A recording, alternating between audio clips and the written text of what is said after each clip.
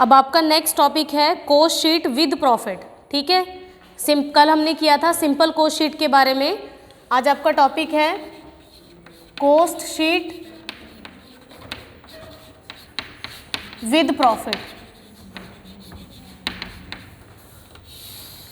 Coast sheet with profit में आपको जैसे बताया, a factory produce x product, you are required to prepare a cost sheet for the period ended on 31st December 2014. Opening stock of material 15,000 रुपये का है। तो आपको पता है ना कोस्ट शीट कैसे बनेगी। आप यहाँ पर ऐसे लिख दोगे कोस्ट शीट, फिर ये 2 कॉलम क्रिएट हो जाते हैं किस किस चीज़ के लिए, टोटल कॉस्ट के लिए और पर यूनिट कॉस्ट के लिए।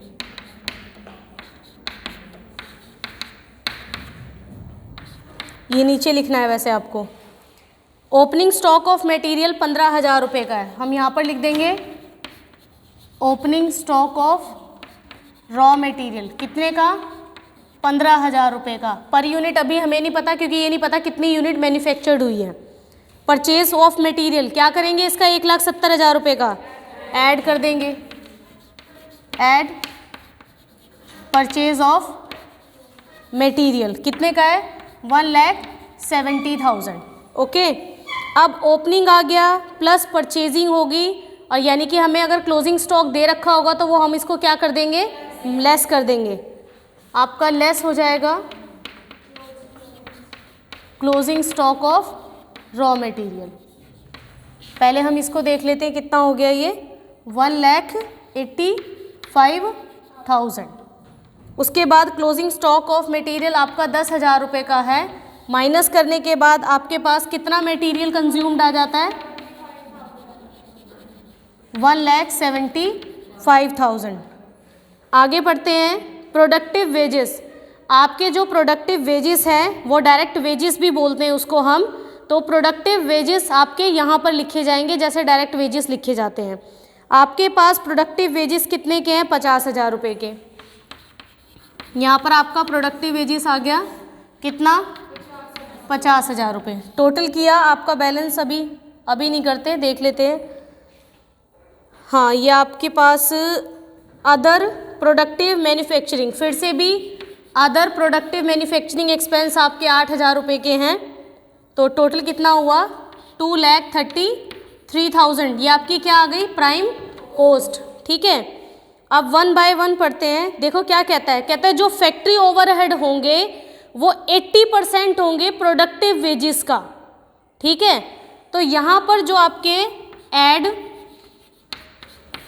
फैक्ट्री ओवरहेड, कहता है फैक्ट्री ओवरहेड जो हो वो क्या हो, 80% हो प्रोडक्टिव वेजेस का, यानी कि इसका 80% कह रहा है वो। तो यहाँ पर हम लिख देंगे 50,000 का 80% कितना बन जाता है, 40,000 रुपये। तो जब आपके फैक्ट्री ओवरहेड आ जाते हैं तो आपकी क्या निकल आती है, वर्क कॉस्ट। तो 40,000 ऐड करने के बाद आपके पास हुआ 2,73,000। यहाँ का तो अभी निकाल देंगे हम। उसके बाद वो क्या कहता है, जो ऑफिस ओवरहेड बने वो 75% हो वर्क कॉस्ट का, यानी कि किसका कह रहा है वो, और वर्क कॉस्ट कितनी है, तो आपका नेक्स्ट हो गया ऐड ऑफिस ओवरहेड। 2,73,000 का कितना कह रहा है वो, 75%। तो 75% करने के बाद कितना आया, ये आपके पास 30,000 रुपये निकल आया। और आपके पास क्या आ गई, आपके पास कॉस्ट ऑफ प्रोडक्शन। तो 2,73,000 में 30,000 ऐड करके कॉस्ट ऑफ प्रोडक्शन कितनी हुई, 3,03,000 रुपये। यहाँ तक क्लियर है। आगे देखो, selling and distribution overhead at the rate of 2.50 per unit sold. कहता है जो सेलिंग और डिस्ट्रीब्यूशन ओवरहेड यानी कि सेल के बारे में वो बात कर रहा है, बीच में आपके पास प्रॉफिट नहीं दे रखा। तो जैसे मैंने यहाँ स्पेस छोड़ दिया, लास्ट में यहाँ प्रॉफिट की बात हो रही है कि कितना, सॉरी सेल की बात हो रही है। 2.50 पर यूनिट सोल्ड है। Finished unit in hand at the beginning of the period. अब आपको ये पता है सेलिंग और डिस्ट्रीब्यूशन ओवरहेड बनने के बाद आप बिगिनिंग का फिनिश्ड स्टॉक ऐड कर दोगे 500 रुपये, ठीक है, वैल्यू उसकी 10,000 रुपये है। और production during the period 15,000 unit है। प्रोडक्शन ड्यूरिंग द पीरियड का मतलब होता है यूनिट कितनी मैन्युफैक्चर्ड हुई है, 15,000 यूनिट की। तो यहाँ पर हम 15,000 लिख देते हैं ऊपर, और इन सबको क्या करोगे 15,000 से यहाँ पर डिवाइड करना स्टार्ट कर दोगे। Finished unit at the end of the period 1500, और 1500 रुपये क्या कर दोगे, माइनस कर दोगे। Also show per unit selling price in the cost sheet, charge profit 25% on sale price. कहता है जो प्रॉफिट हो वो आपका 25% हो सेल प्राइस का, ठीक है। आपको पता है यहाँ पर अगर ऑन कॉस्ट होता है तो मान लो कॉस्ट हमारी 100 है, प्लस कर दिया प्रॉफिट 25 रुपये, तो सेल कितने की हो जाती है आपकी 125 की। अगर सेल ही आपकी इतनी दे रखी है, मतलब 25% है सेल प्राइस का, और सेल में से आप क्या करोगे माइनस कर दोगे, तो आपकी कॉस्ट निकल आएगी 75 रुपये, ठीक है।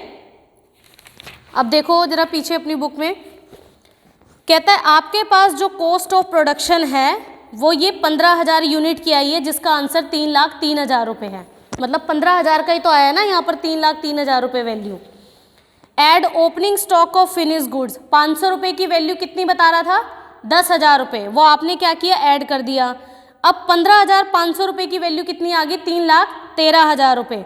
उसके बाद लेस कर दिया closing stock of finish goods, और उसका कितना किया 1,500 रुपये का 20.20 क्यों लिया, क्योंकि अब तक 15,000 से डिवाइड करने के बाद उसकी वैल्यू कितनी रह जाती है 20.20 रुपये पर यूनिट के हिसाब से। 1,500 रुपये को इंटू करके 30,300 रुपये आ गया, माइनस करके ये जो वैल्यू आई है कॉस्ट ऑफ गुड्स सोल्ड की वो 14,000 की वैल्यू 2,82,700 रुपये आई है।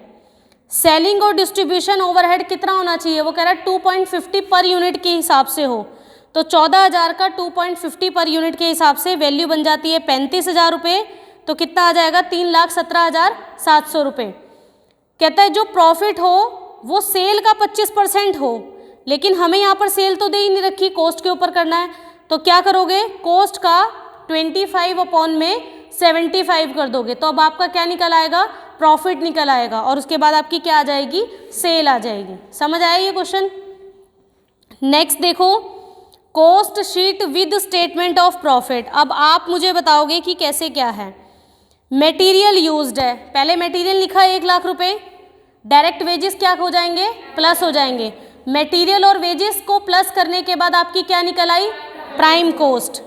उसके बाद कहता है इफेक्टिव मशीन आर है। अब मशीन का यूज़ कहाँ होता है मशीनों का, फैक्ट्री में। कहता है मशीन आर मतलब वो मशीन उस फैक्ट्री में 4,000 घंटे काम करती है और उसका रेट 8 रुपये है, तो कितने देर काम किया उसने 32,000 के हिसाब से, ठीक है।